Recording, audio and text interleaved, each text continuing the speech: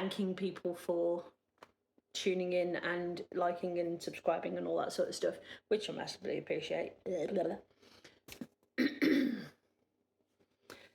But let's get into it.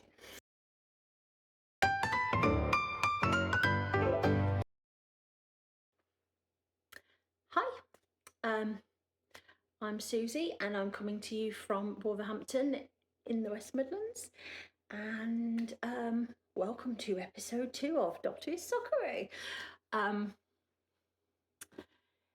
It is the 3rd of December. It is very close to Christmas. I've already recorded this intro twice. And I recorded the whole podcast. Beautiful it was, and then realised that I hadn't mentioned the date. I hadn't mentioned what was going on. I just went straight into a whole bunch of thanking people for tuning in and liking and subscribing and all that sort of stuff. I'm still here. There has been such a lovely, positive response to my first podcast. And it's quite overwhelming, really. It's been really lovely. So I put a video out 3 weeks ago, the first video. And in that time, it was a brand new channel. In that time, I've acquired 61 subscribers. And that video's had sort of 330 odd views. Wow. Not what I expected. But thank you. So if you're new here, hello, and if you tuned into the last one, hello. Welcome back. I've got to say a big thank you to my mum, Diana at Yewtree Yarncraft, for sharing my podcast out with her followers and for putting it on her Instagram and stuff. I think that's probably where the majority of the subs have come from. And I've also had a shout out from Mandy at Mouse's Makes. Thank you, Mandy. Love you. And Carla as well. So Nick Create, another shout out there. Absolutely beautiful humans. Appreciate you all. I also had a whole bunch of likes, a whole bunch of comments. Kelly at Row and Cades, my other half put a lovely comment on there, bless him, Kev. What a sweetheart. It's just been really nice to get that kind of feedback, that people are happy that I'm doing this and that you know, it's a good thing. And just love the support of the community, really. It's just been really, really nice. The comments and the likes and everything else has just been lovely, really. So I'm going to keep doing this. So yeah.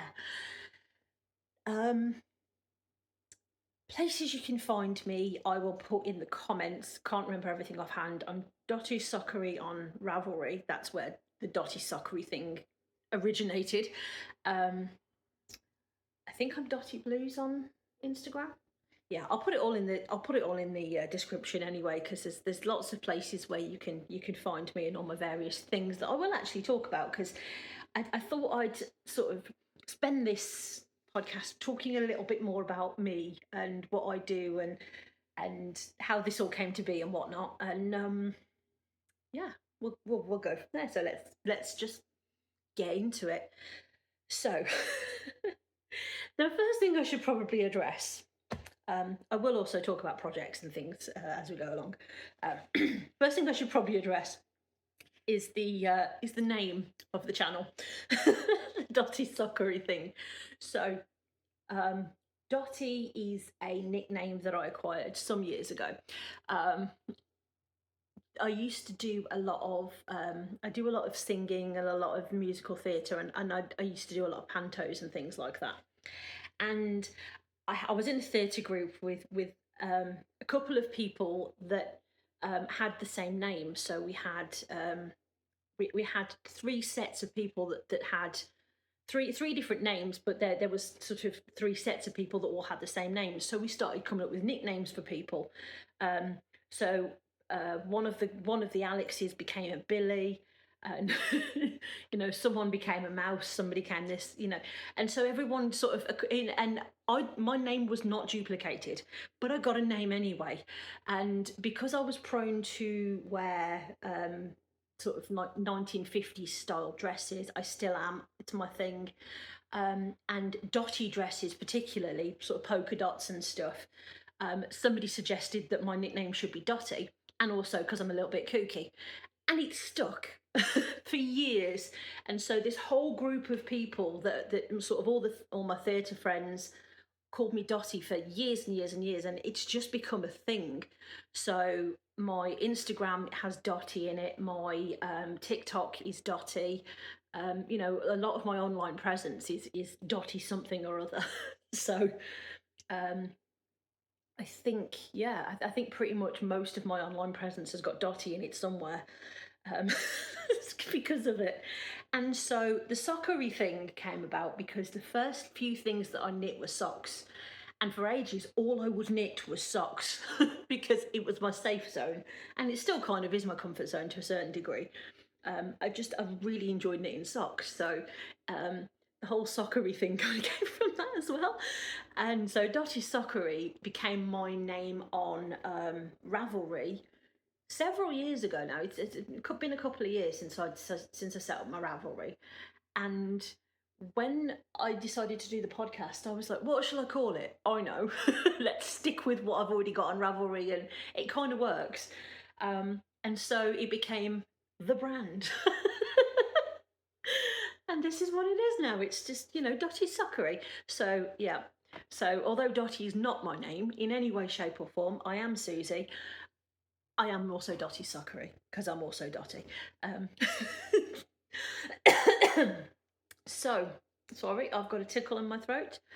I've done a lot of singing gigs recently. I will talk about that a little bit more as we go along. And it's sort of killed me off a little bit. So let's see, what can I tell you about me? So for work, I am an associate project manager. I recently qualified I did an apprenticeship to do a associate project manager thing, and got my exam results last week. I got a distinction. I was over the moon. I'm so happy with that. But I've been working on a what they call an ERP project, which is Enterprise Resource Management. It sounds very posh. It's not that posh. But it is complicated and it is a lot of work. We're basically, I'm part of a team of people that are putting a new system into a existing very, very well-known business, and it's, they've got several work streams and all this sort of stuff, and so it's a very complicated project. And throughout my course, I've also been doing this project as well, and yeah, I got notified a couple of days ago actually, that I was really happy about. A thing that I was really happy about was I've been nominated for Apprentice of the Year. Really excited about that. I've just had to do a video submission to sort of support my nomination, and say why I should win. So we'll see what happens. Fingers crossed. But yeah, my manager and my project lead put me forward for it. There was a conspiracy. I swear there was a conspiracy. They had a chat. They put me forward for it, and now I have to submit a video. But yeah, I've just done the video just now, and I'm terrified, but we'll see what happens. I'm only just getting used to talking on camera, and it's still a relatively. I mean, I've done a lot of sort of TikTok lives and things like that with the singing, but it's not sort of. I need to move my sofa slightly. There we go. I've done a lot of TikTok stuff with the singing, but that sort of. I usually pair up with my other half, with Kev, and we'll go on TikTok and we'll sort of, sing songs to each other, and we have an audience, but you can't see the audience in the same way that you can't see you guys. this is a little bit different because I'm sitting here just talking, and it's you know, you just get used, you just got to get used to there being nobody there. You know, at least on TikTok there's somebody else on the screen that I'm kind of talking back and forth with, but I'm getting used to it. So um yes, so the other things that are sort of big in my life, if I'm going to sort of tell you all about me, as I said, I do a lot of singing, a lot of musical theatre. I will put some snippets actually of me singing. I did a Christmas craft fair a couple of weeks ago, and did the singing for that, and I got to dance with Olaf. There was a mascot. There was a guy dressed as Olaf, and I got to dance with him. I did all the singing. We had an absolute whale of a time. I've also done. I did the Shifnal Christmas light switch on. I sang at that. I had an outdoor stage. Had an absolute whale of a time. I'll actually put the link in as well to my singing page, because I've started a new sort of Facebook page where I'm sort of putting myself out there as a singer, and it's fab. But people keep asking me how I have the time for all these hobbies, and I don't know how I do it, but I just do. Um, so yeah, we're actually discussing maybe doing another panto next year. So watch this space. That might be fun. I played the king in a panto a couple of years ago, and it was probably the most fun I've ever had. We did a week of shows, and I had a huge handlebar moustache. It was amazing. So, uh, other than that, oh, I also paint and draw. So there's also a lot of artistic things that I do as well. I'll show you some of my paintings and things as well. At the end, I'll just do a little, and I'll do a little montage of things that are me, if I can work out how to do it. I'm getting on board with this editing thing now. Um, so I've already kind of told you about the witchy thing and the butterflies thing. The butterfly thing you'll see a lot in my artwork, a little bit with the witchy thing as well, but mainly the butterfly thing. So yeah, that is me, and that's sort of gives you a bit more of an idea of who I am and what I do, and you know, you'll get to know me a little bit better as time goes on, and I keep waffling at you. So let's talk about actual knitting and crochet stuff. There's some interesting developments. So the first thing I need to tell you, which I'm very, very excited about, is that I have solved the mystery that I had in my last podcast. So we had the mystery of the rib. the beautiful John Arbon yarn in burdock, I believe. Was it burdock or was it the other one? Flax. Sorry, that was flax. So that was flax, and I also had the burdock colourway, as well as a couple of Second City yarns as well that I'd got in a mystery kind of packaged up in my little project bag, but it was all a big mystery. So I have got a little bit further on it. I will tell you all about it. So I didn't want to unpick this. I didn't want to rip it back. I didn't want to frog it, because that is possibly the best cast on I have ever done.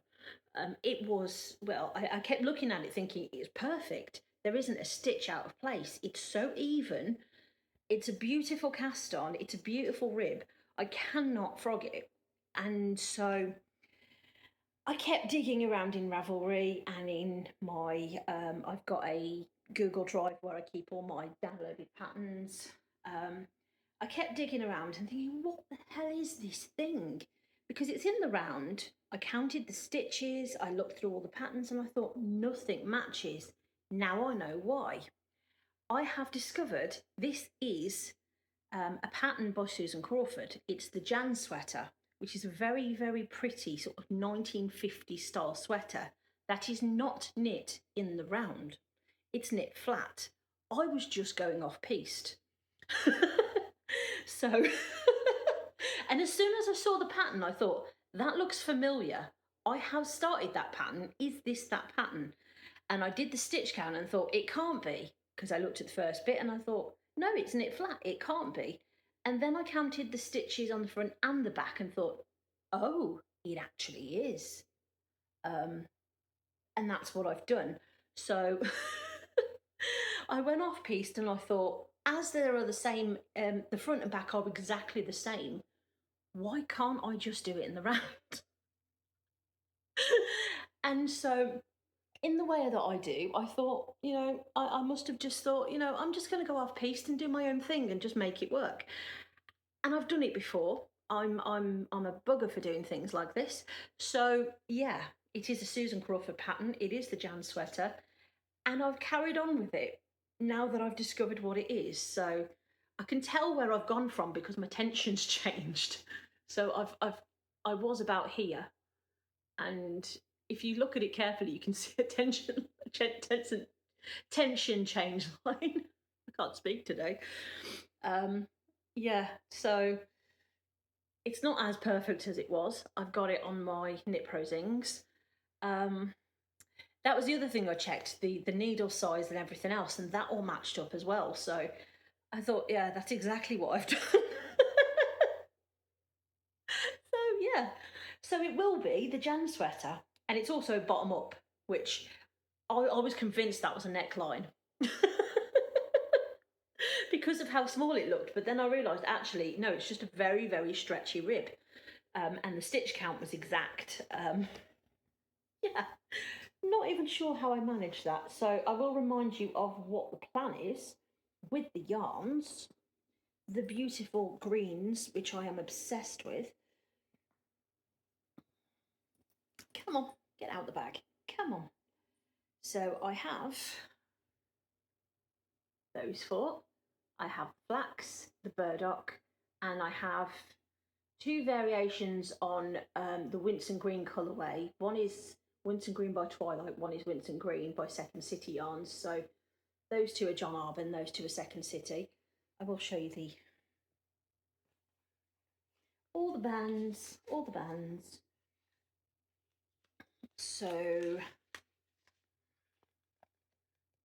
Harvest Hues, John Arbon. And that is in the flax colourway, and they're all 4-ply.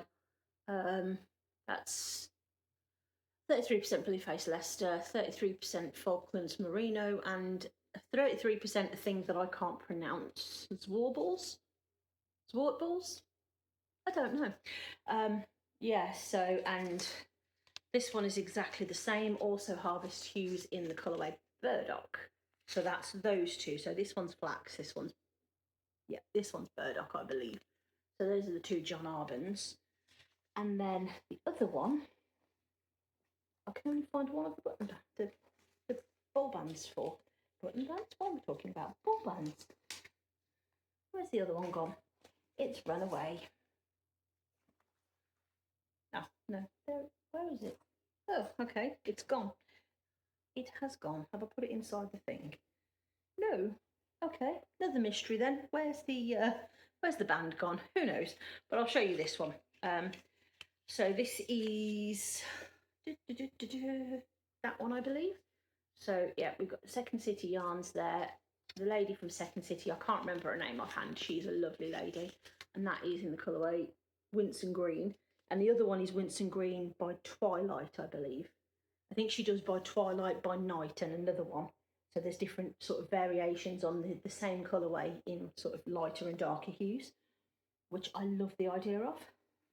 So I'll pop those all away, and I'm going to carry on with this. This is going to be, I think it's actually developed into my new favourite thing to knit on, because I've been working on it for the last couple of nights, and it's a little bit slow going because it is on a very small needle. It's a 2.75mm needle.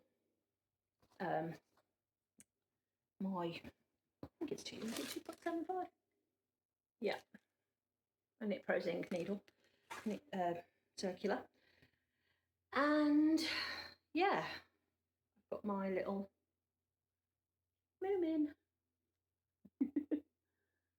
My little moomin on there that I got from London, from the Moomin shop in London, some years ago now, about 2 years ago now. So yeah, I'm going to keep knitting on that and see what happens. So I might discover that I get part way through it and realise that I shouldn't have knit it in the round. And I might live to regret that, but I'm just going to see what happens. And if I'm a victim of my own daftness, then so be it. So that is the mystery solved. I'm so happy about that. The next two things I have are socks. So last time I talked about the socks that I was knitting with this just a sort of plain kind of simple sock kind of pattern in Yewtree Yarncraft Mum's tarot collection. Cannot remember which tarot one it was. Oh, I'll put it in the description. But I've got almost to the end now. We're on the last little bit of the rib. I have gone a little bit awry on one of the, I think I talked about it last time, I went a little bit wild on one of the heels. I did not rip it back. I persevered and carried on with it. And it looks fine actually now. I think it's just one stitch out of place with a tiny little hole there, which I can catch when I sew the ends in. So I'm not worried about it anymore. So yeah, I just need to finish off the rib on this one.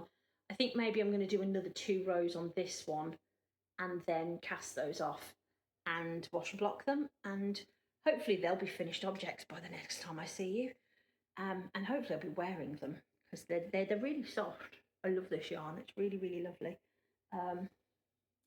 Although my ball's gone a bit. I've been using it from both ends. And it's got a bit, it's gone off on a yarn bath. So yeah, but we'll get through the end of that. I'm not done with Halloween yet. I mean, I'll actually show you my my choice of cup. Again, is my Spooky Nights cup. With my caramel hot chocolate in it tonight. It's too late for coffee. It is. Oh, I probably should have said the date, shouldn't I? It's the 3rd of December. So it's December. When did it get to December? How did December happen? Don't know where the year went. So yeah, it's December. It is almost, the Christmas season is almost upon us. I have not got my Christmas decorations out yet, although I do have a new gonk, which you can see him there in all his glory. And I bought him the other day. There was just a shelf of gonks and he was green, and I've got a thing about greens, as you can tell. And he was beautiful, and he was the only one left of his kind, and he looked lonely. And because he looked lonely, he came home. So I have a new gonk. So he's not currently the only Christmas decoration. I also have, if I can reach it, my little crocheted Christmas tree. I bought this. I did not make it. I will not take credit for it. I bought this from a lady at the craft fair that I sang at the other day. I cannot recall what her business name is or her stall is. If I find it, I might actually contact the organizer and see if I can find it, because she really needs a shout out, because this is so pretty. She's got sort of little baubles, little beads sewn into it, and she's done a little star on the top, and it's actually on a piece of wood, and it's crocheted underneath as well. It's really well made. It's absolutely stunning. And she's done really well with it, and I really want to give her the credit for that, because I saw it and it was like, yeah, this is cute. This needs to come home. So I do this all the time. I see things, I'm like, I need it. It looks lonely. I need it. I'm going to end up with a house full of junk because things look cute. Where was I? I've gone off on a tangent.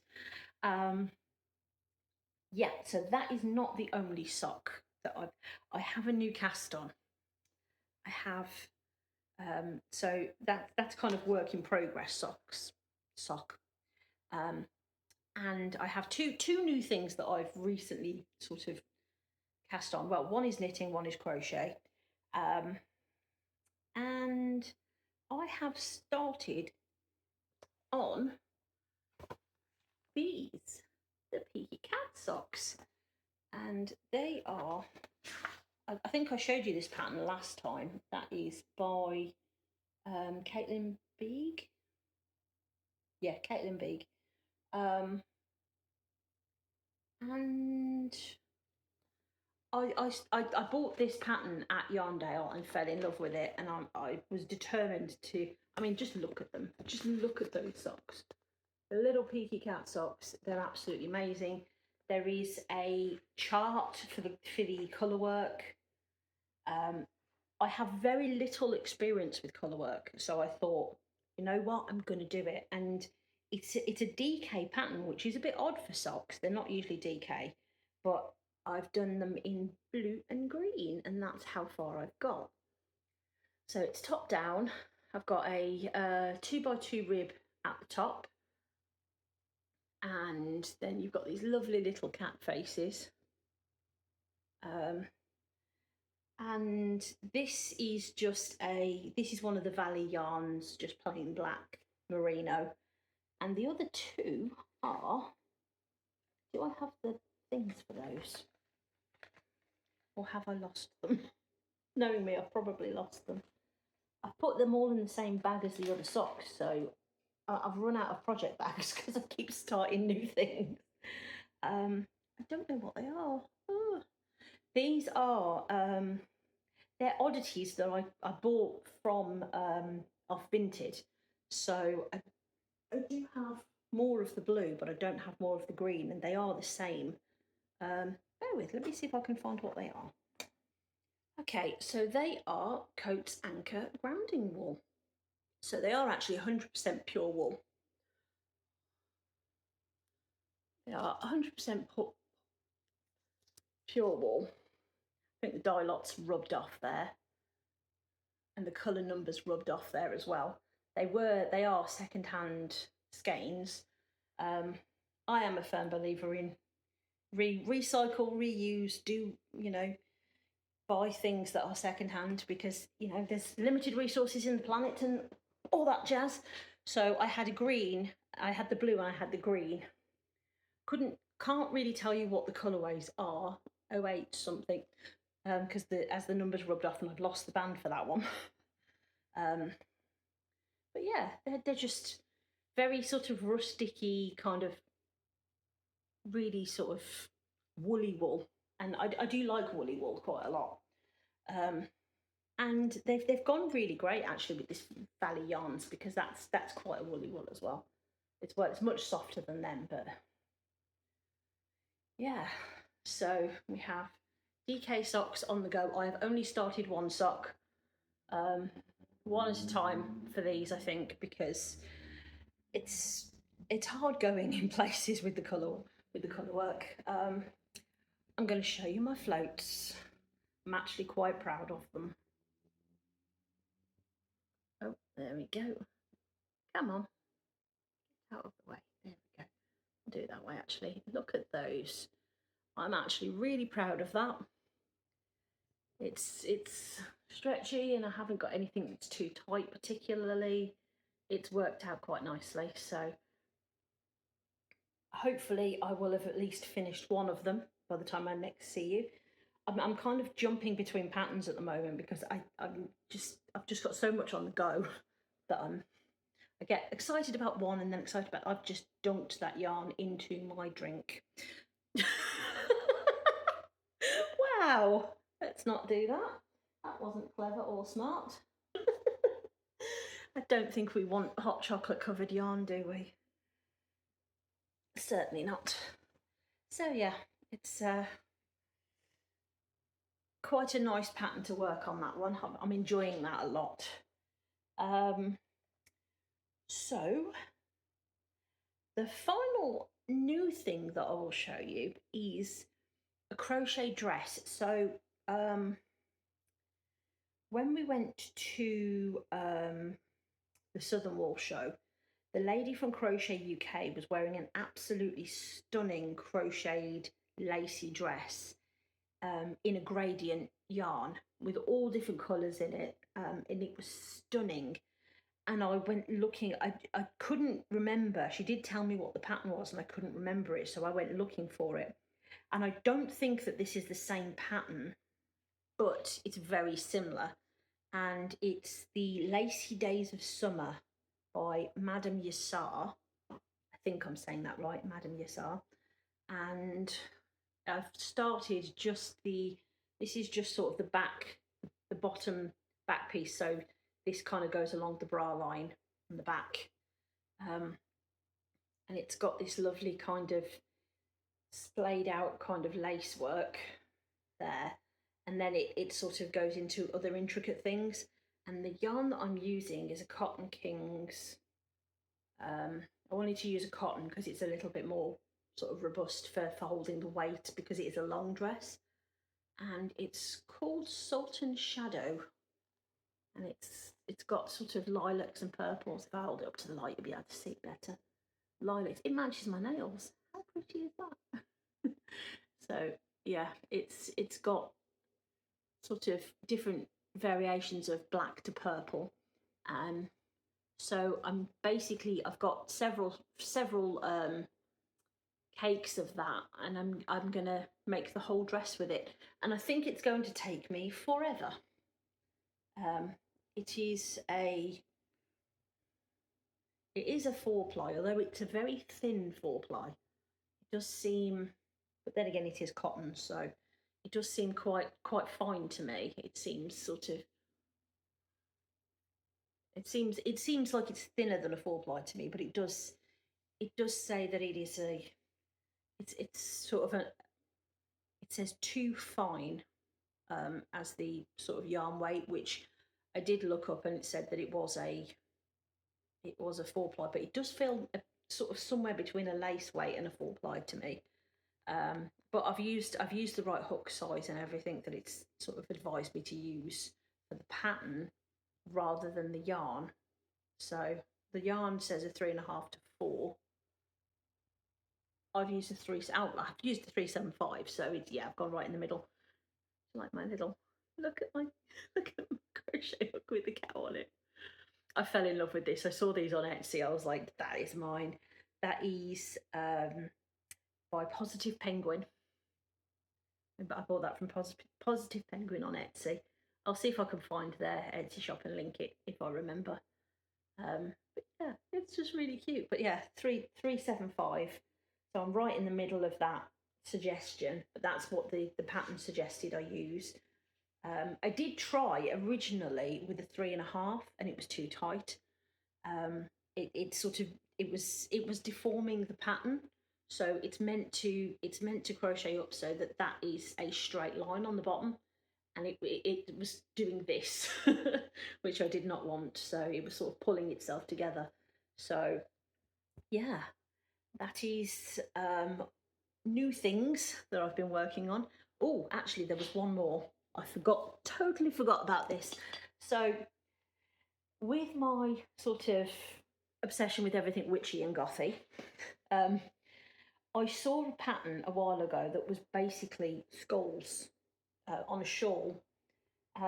And I didn't know what it was called, and I kept seeing it everywhere on Facebook. And eventually I found it was a Lost Soul shawl. I cannot remember who it's by off the top of my head. I will, if I find it, I will put it on, same as everything else. So I've started this Lost Soul shawl. So I have one little skull, and that's as far as I've got. Like I said, I'm not willing to let go of Halloween yet. I've got my little ghosty on that. So yeah, I started that, and that is, I don't know what yarn that is. It's one of those. It's the same as whatever I was using for the Neptune's Tears. So again, I will look it up and pop it in the description, because I can't for the life of me. Again, these are some of the ones that I got from the Vinted haul, where I just went a bit nuts and just bought a whole batch of yarn, and I didn't realise how much I'd actually bought. Which is fun, you know. But yeah, little skull. And it's so cute. It's going to take me forever. It is a lace weight. It is very drapey, very floppy, and it's going to take me a decade to finish it, and I'm aware of that, but it is probably going to be a one skein thing because this is enormous. There is a lot of yarn in that. I think it's 200 gram there, so in terms of lace weight, that's a hell of a lot of yarn. So again, we're just going to go with it and find out what happens. And again, I think I've used the I think that's on a 4, is it a 4 mil? Yes, it's on a 4 mil. No, 375. Same hook as the cow one. 375. Those are the mermaid ones. I bought those off. They're just a sort of cheap set off Amazon. Although they're not particularly sturdy. But yeah, that's those. So I still have a whole bunch of projects that I've not started yet that I plan to start. I've got I still haven't started the mandala with the one that I bought at the Southern Wall Show from Crochet UK. Again, with that's all the greens in a gradient as well.